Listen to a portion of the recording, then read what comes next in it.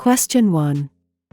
A 60-year-old client presents to the clinic with complaints of extreme fatigue, nausea, jaundice, dark urine, and joint pain. After assessing the client, the healthcare provider, HCP, makes a tentative diagnosis of hepatitis C. When the nurse takes the client's medical and social history, which of the following supports the diagnosis of hepatitis C?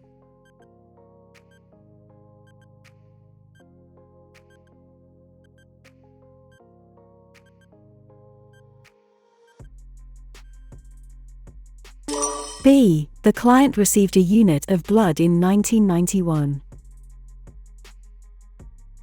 Most people, about 70% to 80%, with an acute hepatitis C infection do not experience any symptoms or show signs of the infection. And NBSB.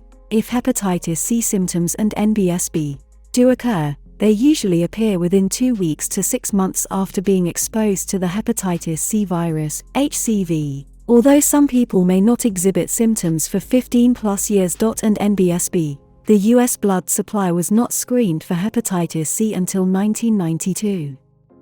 The CDC recommends that everyone born between 1945 and 1965 get a one-time test for hepatitis C. Hepatitis A and B have been prevalent in West Africa, which includes the nation of Ghana. Unpeeled and uncooked fruits and vegetables, shellfish, ice, and water are common sources of hepatitis A. Although hepatitis C is highly contagious, the risk of sexual transmission is very low. Hepatitis B is more likely to be transmitted sexually. Question 2. A new mother is resting after an uncomplicated delivery of a healthy newborn. When a nurse assesses the mother's heart rate, which of the following is typical?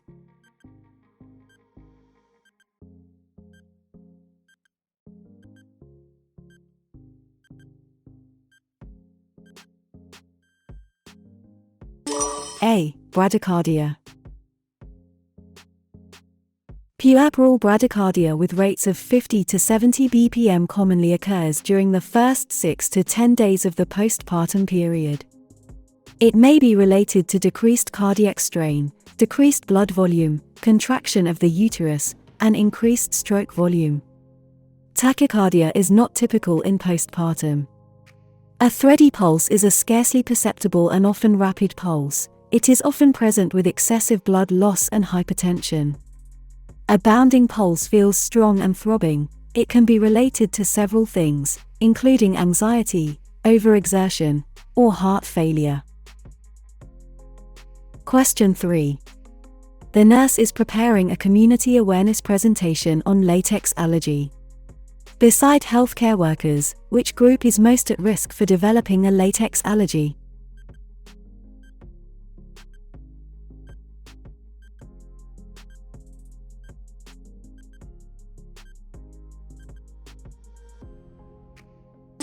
B. People with spina bifida. Latex allergy is a reaction to certain proteins in natural latex rubber, the product made from a milky fluid of the rubber tree.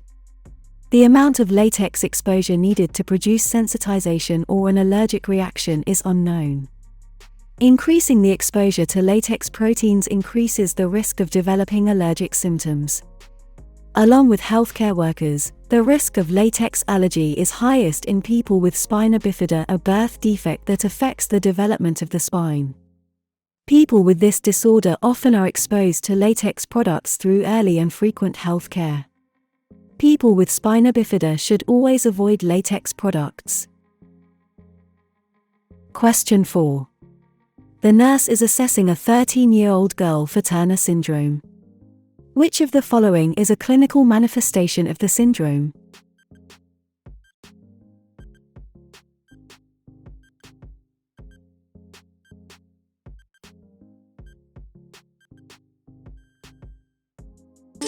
B. Amenorrhea.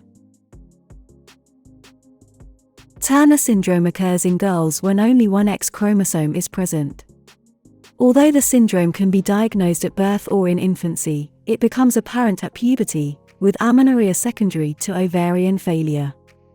Sexual development is delayed during the teenage years. Children are short, without the usual growth spurts. Cardiac defects are often present. Ears are low set. Hirsutism is not related to Turner syndrome. Question 5. Following an uncomplicated delivery, a newborn infant is transported to the nursery for assessment. Which of the following respiratory rates should the nurse report to the provider?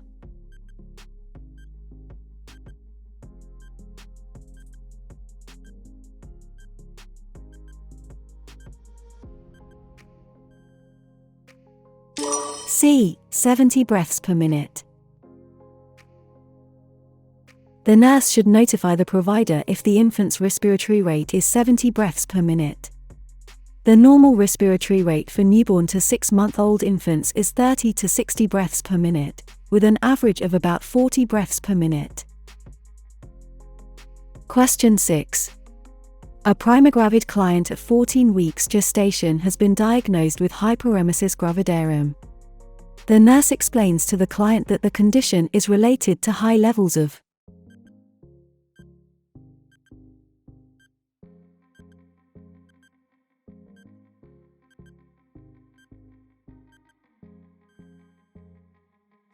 C. Estrogen. The cause of hyperemesis is thought to be related to high levels of estrogen and human chorionic gonadotropin, HCG. There is also a correlation with hepatitis, peptic ulcer, and hydatidiform mole. Progesterone is a relaxant that does not promote vomiting. Aldosterone and testosterone are male hormones. Question 7. When a client with mid-stage Alzheimer's disease becomes agitated, which intervention should the nurse use?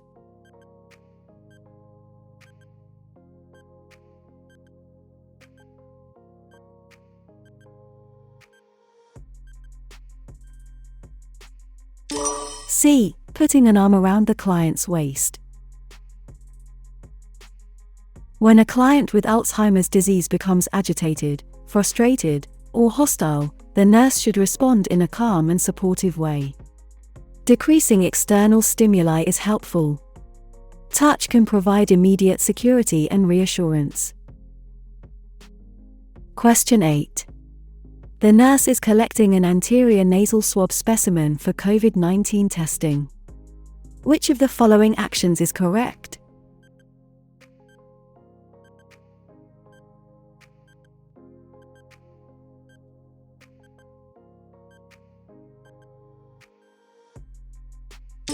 C. The nurse inserts the swab 3/4 in, 1.5 centimeters, into the client's nostril. According to the CDC, after the swab is removed from the package, it is inserted into the nostril only far enough to include the entire soft end of the swab, about 3/4 inch, 1.5 centimeters.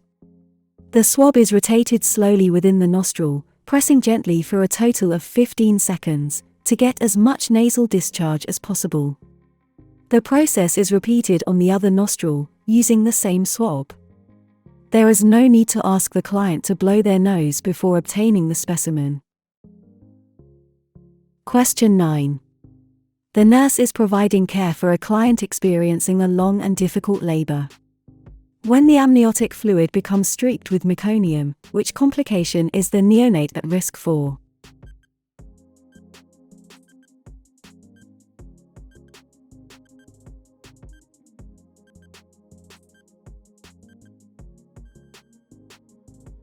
C. Respiratory distress.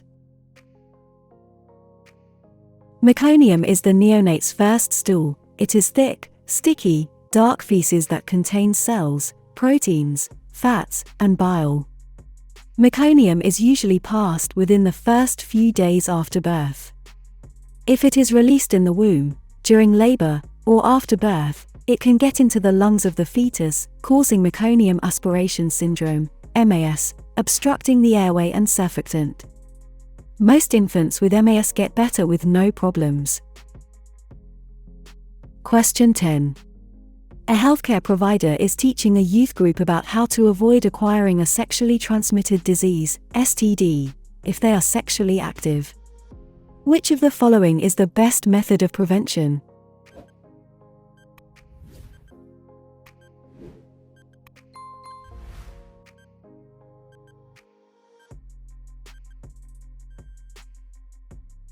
C. Consistent condom use.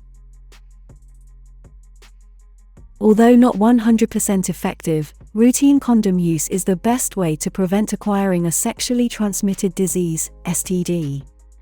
The HPV vaccination effectively prevents some strains of human papillomavirus.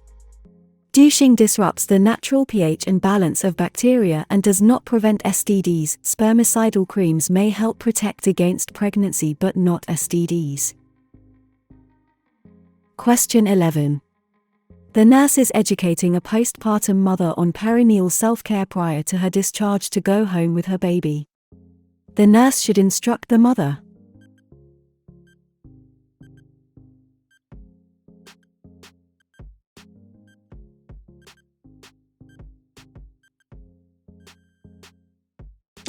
C. To clean and wipe the perineum from front to back. The nurse should teach the mother to wipe from front to back to prevent contamination of the urethra and vagina from the anal area. Perineal self-care is a clean procedure, so the mother does not need to wear gloves. The peripad is applied from front to back. The mother should avoid touching the inner surface of the pad to maintain asepsis. The nurse should also instruct the mother not to use tampons, to avoid the risk of infection. Question 12. A patient with preeclampsia is admitted to the unit with an order for magnesium sulfate. The nurse understands that the therapy is considered effective if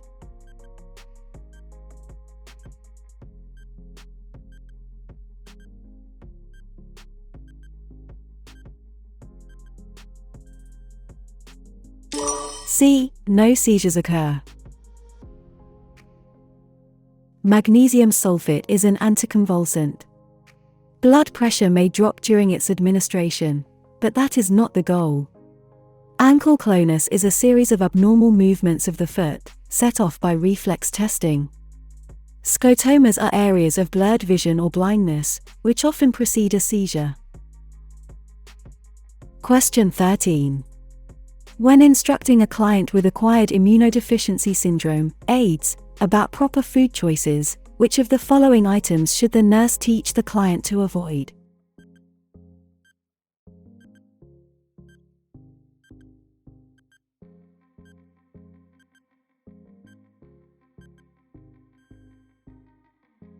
B. Raw shelled oysters. Immunosuppressed clients should be taught to avoid raw or undercooked foods, including seafood, meat, poultry, and eggs. These foods increase the risk of getting a bacterial or norovirus infection.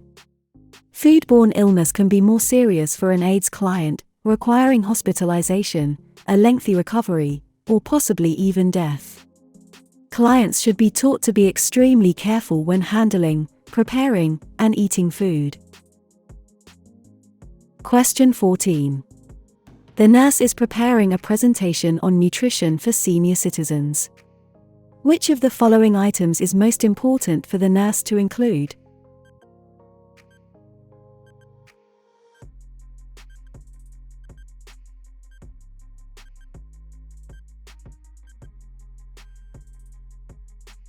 C. Drink water even if you're not thirsty.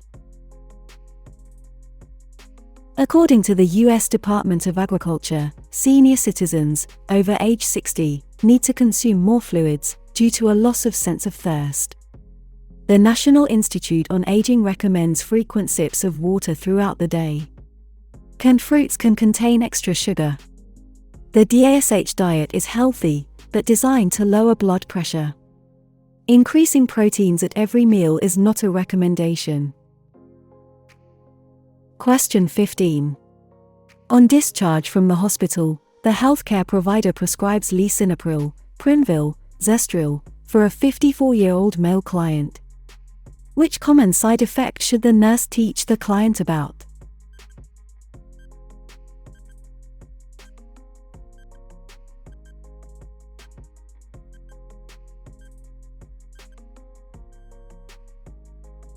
B. Cough. A common side effect of angiotensin-converting enzyme, ACE, inhibitors is a dry cough. Hyperkalemia, proteinuria, and diarrhea are also frequent side effects of ACE inhibitors. Hypertension is the reason for prescribing the medication. Question 16. A 19-year-old college student comes to the clinic after missing her second period. When pregnancy is confirmed, she asks about having an abortion within the next few weeks.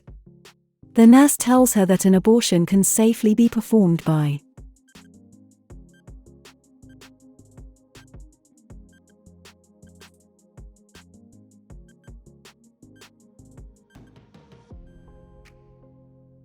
C. Vacuum aspiration.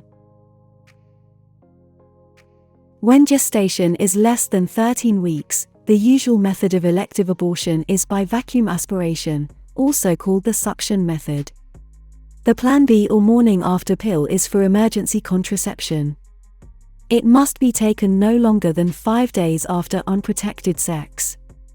Menstrual extraction is a simple method, but it must be performed between 5 and 7 weeks gestation. Saline induction is used between 16 and 24 weeks gestation. Question 17. A community health nurse is performing vision screening assessments at a senior citizen center. Which statement by a participant would cause the nurse to suspect possible open-angle glaucoma?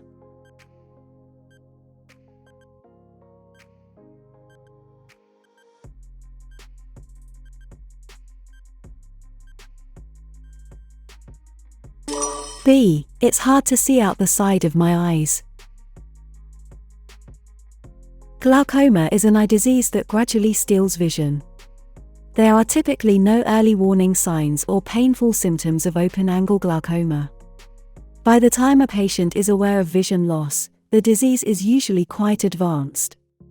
Blurred vision should be checked, but it has several causes. Tiny, painless particles or specks floating inside the eye are called floaters. Floaters can be harmless or signal retinal detachment. While dry eyes can occur with glaucoma, both are age-related issues. Some medications can also cause dry eyes. Question 18. The nurse is providing education for a young adult with a recent diagnosis of type 1 diabetes. After the client has successfully demonstrated self-administration of insulin, which statement by the client indicates a need for further education?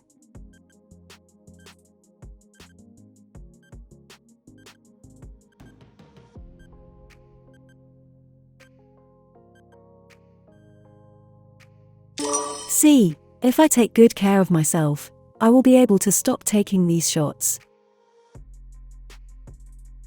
In type 1 diabetes, the pancreas does not make insulin, so it must be provided by injection, or an insulin pump, for as long as the client lives. Stressful events, such as illness or an emotional crisis, may require a temporary increase in insulin. Generally, increased activity may mean the client needs to lower their insulin dose or eat some extra carbs before exercising to keep their blood sugar in a safe range. Older adults with type 1 diabetes are at high risk for severe hypoglycemia and may have serious comorbid conditions, requiring frequent insulin adjustments. Question 19. The nurse is monitoring the frequency of contractions of a client in labor. The first contraction starts at 0900 and ends at 0901. A second contraction starts at 0915 and ends at 0916, followed by a third contraction at 0930. What is the frequency of the contractions?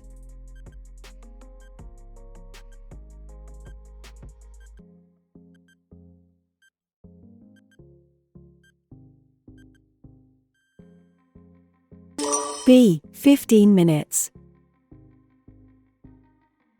The contractions are 15 minutes apart.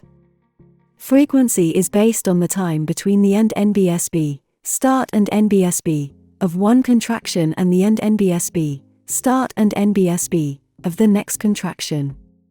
Duration is measured from the beginning of one contraction to the end of that contraction. Question 20. A client comes to the OB/GYN clinic at 12 weeks into her third pregnancy. At her first pregnancy, 5 years ago, she delivered a viable baby girl at 39 weeks. Her second pregnancy, 3 years ago, produced viable twin boys at 34 weeks. All 3 children are healthy. The client denies any miscarriages or elective abortions. Using the GTPAL system, the nurse will record the client's obstetrical history as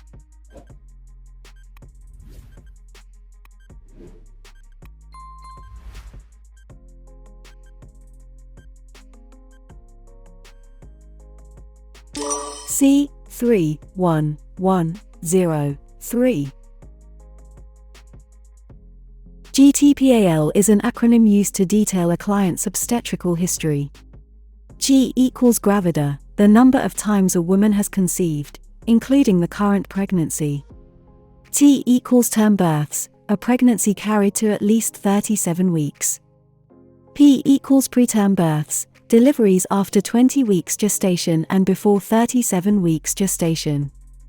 A equals abortions, whether spontaneous, miscarriage, before 20 weeks or elective.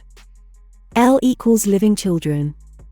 Multiple pregnancies, twins, triplets, etc., count as one pregnancy and one birth, but individually as living children. For this question, the client has had 3 pregnancies, 1 term birth, 1 preterm birth, 0 abortions, and 3 living children equals 3, 1, 1, 0, 3. Question 21. A 29-year-old prima gravida experiencing bleeding at 34 weeks is diagnosed with placenta previa. Which test does the provider perform to assess lung maturity of the fetus?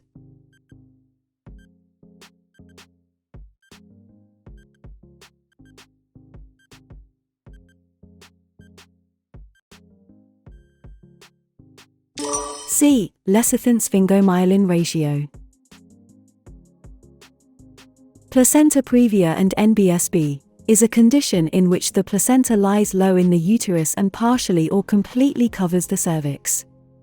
The risk is that the placenta may separate from the uterine wall as the cervix begins to dilate during labor. The test to measure lung maturity is lecithin-sphingomyelin surfactant ratio. A normal ratio is more than 2:1, lecithin, sphingomyelin. The serum alpha-fetoprotein test is done at about 4 months gestation to detect neural tube defects, Down syndrome, or other abnormalities. A transvaginal ultrasound is typically performed during the first trimester and does not measure lung maturity. Human chorionic gonadotropin is a hormone produced by the placenta after implantation. Question 22. The nurse is volunteering to take blood pressures at a community health event. When someone asks the nurse why maintaining a healthy blood pressure is important, the nurse explains that uncontrolled hypertension can contribute to all of the following medical conditions except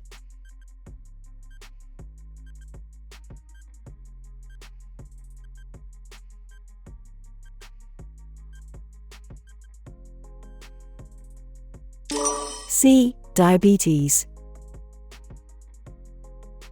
Although hypertension does not directly cause diabetes, it often occurs with obesity and diabetes to develop metabolic syndrome.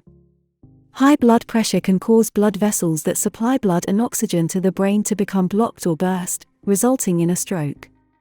Kidney disease or kidney failure occurs when hypertension damages the arteries around the kidneys and interfere with their ability to filter blood effectively. High blood pressure in midlife is a key factor that can increase the risk of developing dementia in later life, particularly vascular dementia. Question 23. A pediatric nurse is instructing the parents of a 10-year-old boy who has been newly diagnosed with type 1 diabetes. When teaching about hypoglycemia, which instruction should the nurse provide?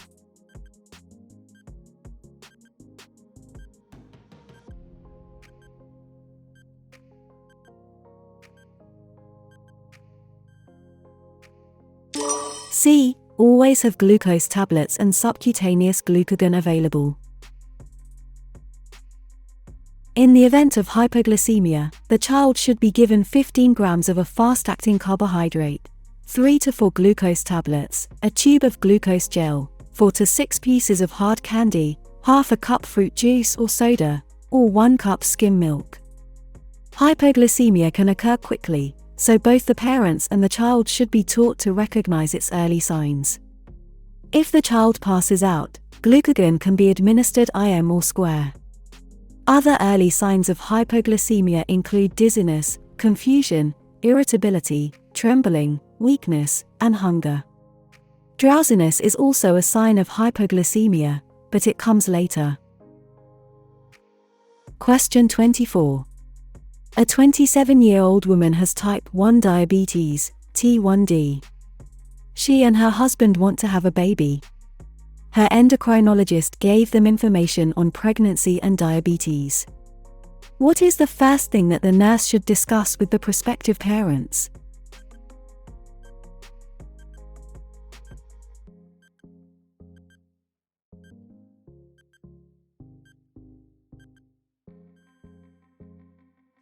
C. The need for early prenatal medical oversight. Pregnancy makes metabolic control of and NBSB, T1D and NBSB, more difficult. Clients with T1D should begin prenatal care early so that potential complications can be controlled or minimized. Question 25. A nurse administers the first dose of hepatitis B vaccine, Recombivax HB, Ingerix B, to a neonate at 10 hours after birth. Before their discharge, the nurse then instructs the mother about the immunization schedule for the remaining doses, which will be administered at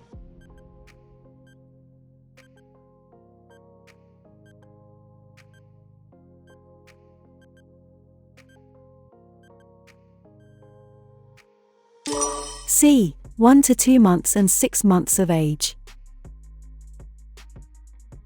According to the CDC, the first dose should be an NBSB, given and NBSB, in the hospital within 12 hours of birth, the second dose 1 to 2 months later, and the third dose at age 6 months or later. Note, a mother should be tested for the hepatitis B antigen, HBeAg, during pregnancy, preferably in the first trimester. If the mother tests positive, the newborn should immediately be given 2 shots in the delivery room, 1 dose of hepatitis B immune globulin, HBIg, and the first dose of the hepatitis B vaccine. If these are given immediately, the newborn will have a greater than 90% chance of being protected against a lifelong hepatitis B infection. Question 26. A multiparous client at 16 weeks gestation is diagnosed as having a fetus with probable anencephaly. The client is fervently pro-life. She decides to continue the pregnancy and donate the neonate's organs after its death. Which of the following actions by the nurse is most appropriate?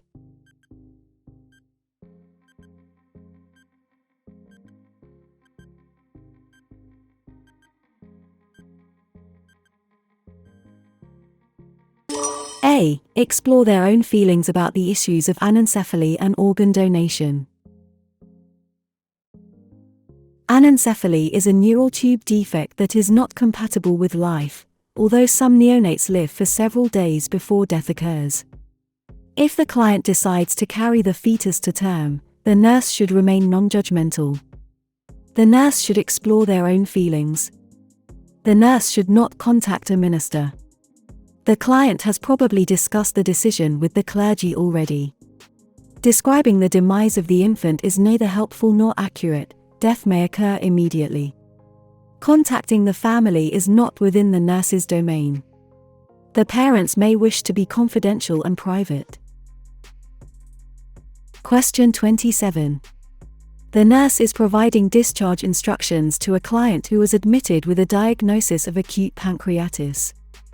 Which of the following statements by the client would indicate that they understand how to prevent another episode?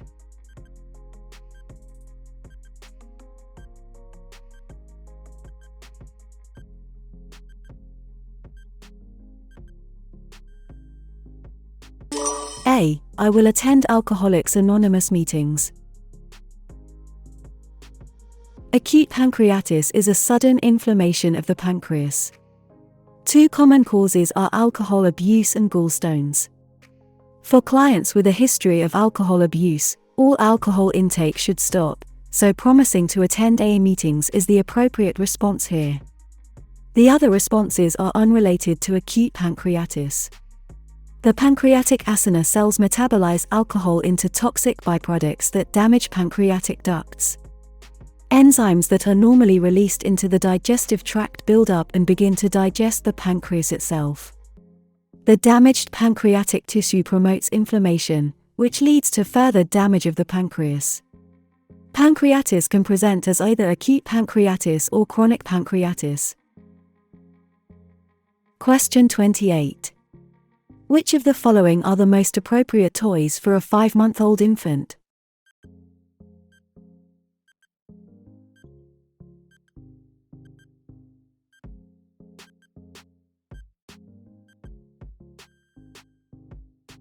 B. Teething objects.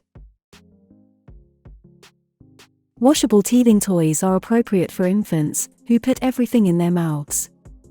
Babies at this age enjoy biting on objects that relieve the discomfort of teething.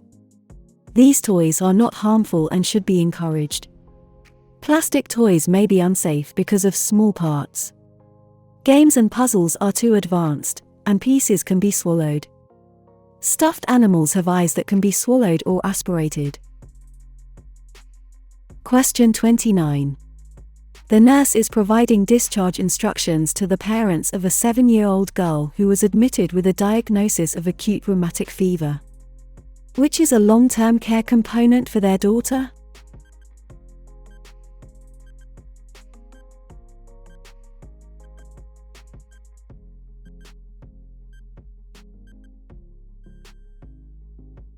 C. Antibiotic therapy.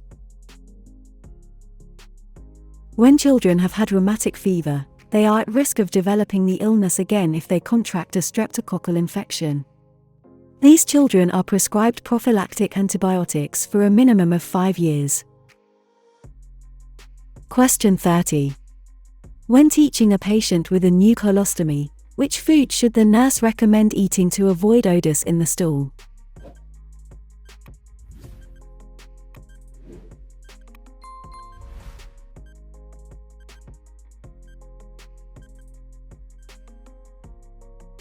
B. Yogurt.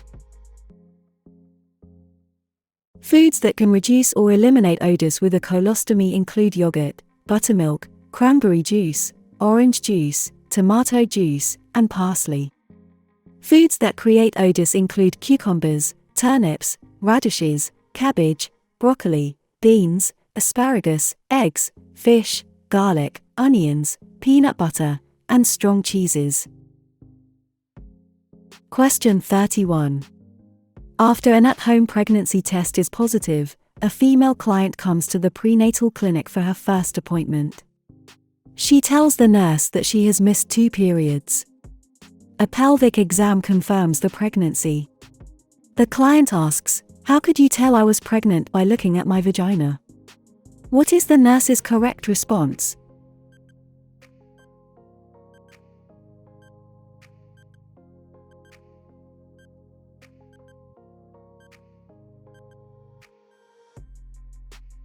B. The cervix and vagina walls are a bluish color. Chadwick's sign is the bluish discoloration of the cervix, vagina, and labia resulting from increased blood flow. It can be observed as early as 6 to 8 weeks after conception, and its presence is an early sign of pregnancy. Other early indications of pregnancy are tender or swollen breasts, nausea, with or without vomiting, increased urination, and fatigue. The fundus of the uterus does not reach the navel until about 20 weeks, and it is palpated, not visualized. The mucus plug is not seen until it dislodges during the birth process. A tilted uterus, also called a tipped uterus, retroverted uterus, or retroflexed uterus, is a normal anatomical variation unrelated to pregnancy. Question 32. A pregnant client who is at 24 weeks gestation comes to the prenatal clinic for a routine checkup. What standard fundal measurement can the nurse anticipate for a client with an uncomplicated pregnancy at week 24?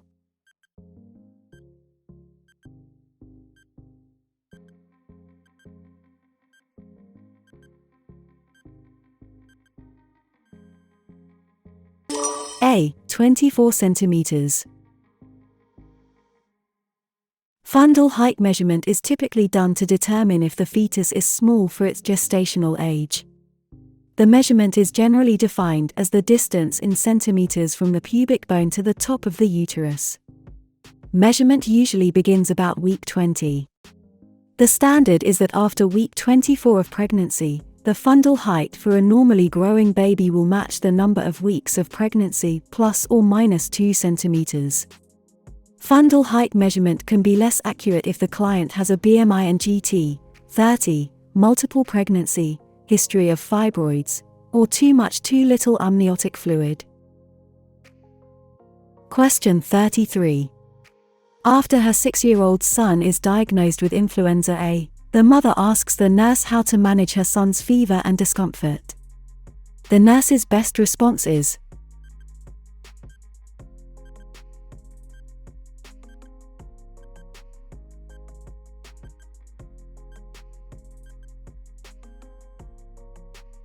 B. Only give your son Tylenol or Advil.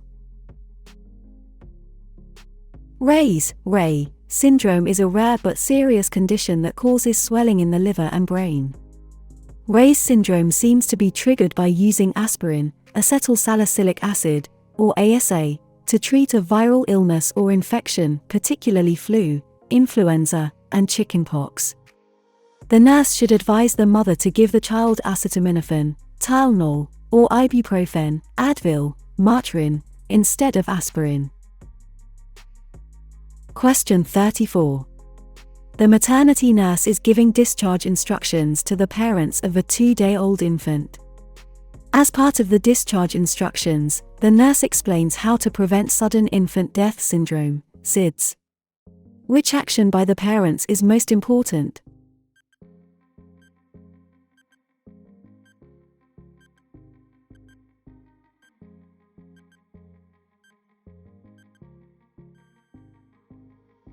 C. Place the baby on its back for sleep. Sudden infant death syndrome, SIDS, is the sudden and unexplained death of a baby younger than 1 year of age. Research suggests that the incidence of SIDS is reduced when newborns sleep on their back, supine position. The reason is that an infant may become hypoxic when asleep, because of positional narrowing of the airway. Researchers believe that there are also problems in the ability of the baby to arouse from sleep or to respond to a low level of oxygen or a buildup of carbon dioxide in the blood. When babies sleep face down, they may rebreathe exhaled carbon dioxide.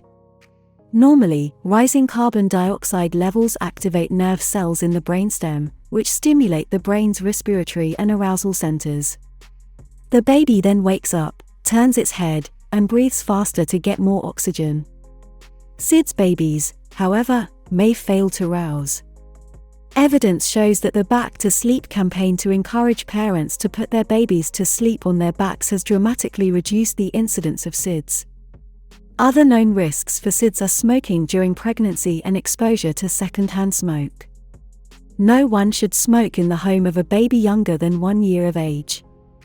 There is no association between immunizations and SIDS. Question 35. When examining the tympanic membrane of a toddler by otoscope, the nurse should move the child's pinna in which direction?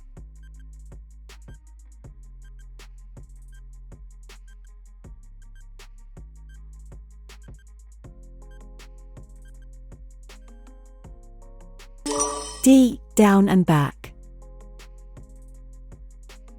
To examine the tympanic membrane of a child under the age of 3 years, the pinna should be pulled down and back. The hint toddlers prefer downy blanket stands for toddler pinna down back. For older children, the pinna should be pulled up and back. Question 36. First-time parents bring their 2-week-old infant to the pediatric clinic because they're worried about their baby. Which of their concerns is the nurse's priority?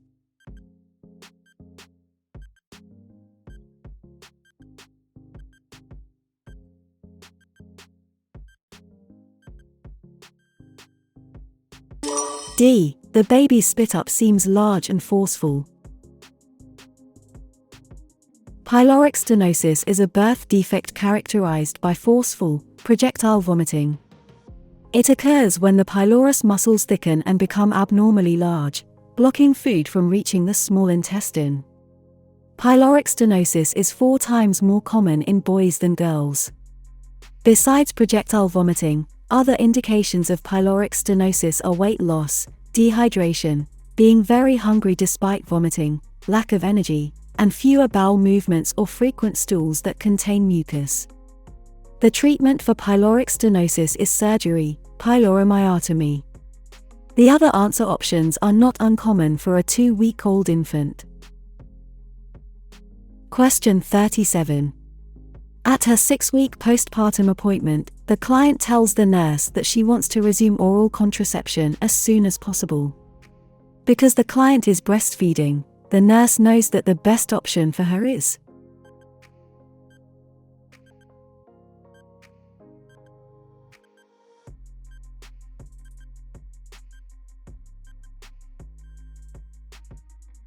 D. Progestin. The oral contraceptive that doesn't interfere with breastfeeding or breast milk is progestin.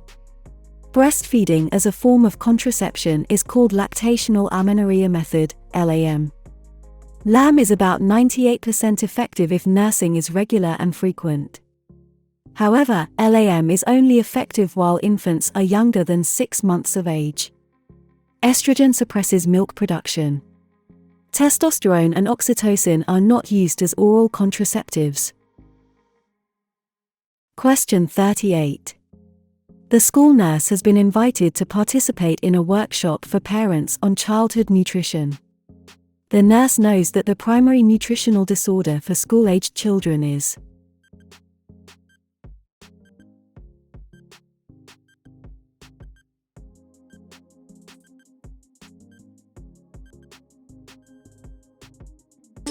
D. Childhood obesity. School-age children, ages 6 to 12, have a consistent but slow rate of growth and usually eat 4 to 5 times a day, including snacks. The Centers for Disease Control, CDC, reports an 18.4% obesity rate for this age group. Factors that contribute to childhood obesity are often lifestyle-related: too many calories and too little physical activity. Other factors include family history and habits, psychological reasons, such as stress, boredom, and emotions, socioeconomic issues, such as limited resources or access to fresh foods, and lack of knowledge about nutrition. Obesity in childhood can lead to adult health problems, diabetes, high blood pressure, and high cholesterol. Many obese children become obese adults, especially if one or both parents are obese. Childhood obesity can also lead to poor self-esteem and depression.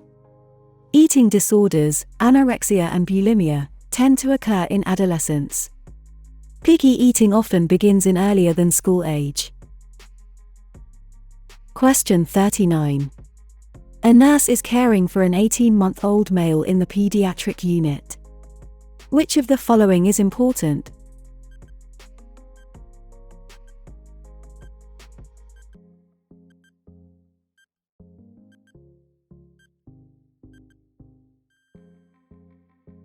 D. Encourage the child to eat finger food. According to Erickson, the child is in the stage of autonomy versus shame and doubt. The nurse should encourage increasingly independent activities of daily living, while remaining safe and secure. Learning to feed himself represents a major accomplishment. Cuddling may be appropriate at times, but it is not the goal of this stage. He is too young to explore alone or to play with other toddlers. Question 40. The mother of a 2-year-old boy asks the nurse at the daycare center what is normal for her child to be doing when eating. The nurse tells the mother that the typical skill for her child's age is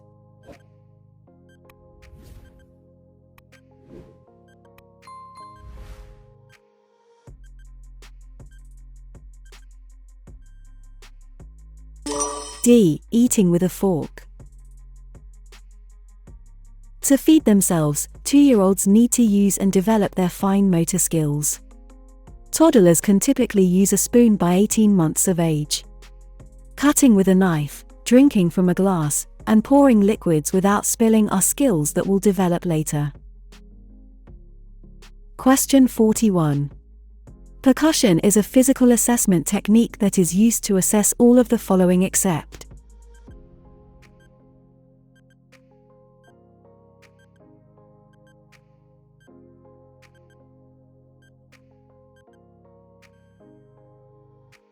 D. Resilience of body tissues. Percussion is performed by tapping a client's body with the fingertips to assess the size, borders, and consistency of organs, as well as the presence or absence of fluids in body cavities. The resistance or resilience of tissues or organs is evaluated by palpation. Question 42. A 7-month-old infant weighing 16 pounds, 7.25 kilograms, will have a normal urine output of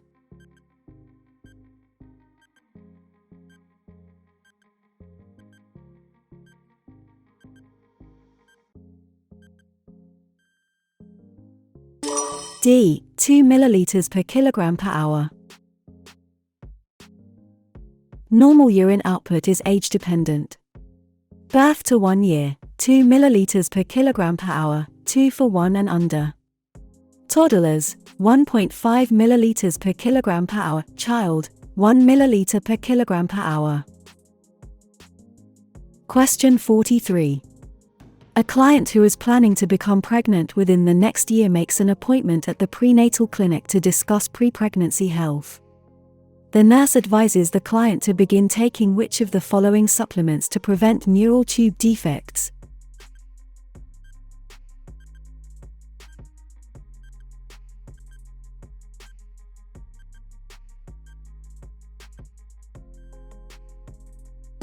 D. Folic acid. Neural tube defects, NTDs, occur when the spinal cord fails to close properly. The most common NTD is spina bifida. Folic acid can reduce certain birth defects of the brain and spinal cord by more than 70%. NTDs happen within the first month of pregnancy, so folic acid should be taken before conception. The recommended daily dose is 400 micrograms, 0.4 milligrams. Iron, ferrous sulfate, ferrous gluconate, or ferrous fumarate, is necessary for the fetus, placenta, and extra blood volume. Vitamin C helps with iron absorption and fetal development. Vitamin D is necessary for fetal bone development. There is also evidence that it can reduce the risk of some maternal complications, including gestational diabetes. Question 44. A client at 30 weeks gestation complains of heartburn. What is the best way for the nurse to explain it?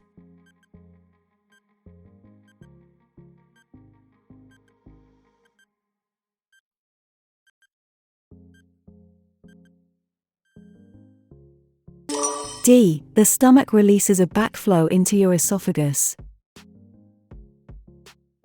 Heartburn occurs when the contents of the stomach are released into the distal end of the esophagus. The nurse should advise the client to eat smaller meals and avoid spicy foods. Peristalsis slows during the second half of pregnancy. The growing uterus, not the diaphragm, can displace the stomach, adding to the possibility of heartburn. Also, the stomach produces more hydrochloric acid, which can further contribute to heartburn. Question 45. A 41-year-old male visits a urologist to learn about having a vasectomy as a permanent method of contraception. Which statement should the nurse make during client education?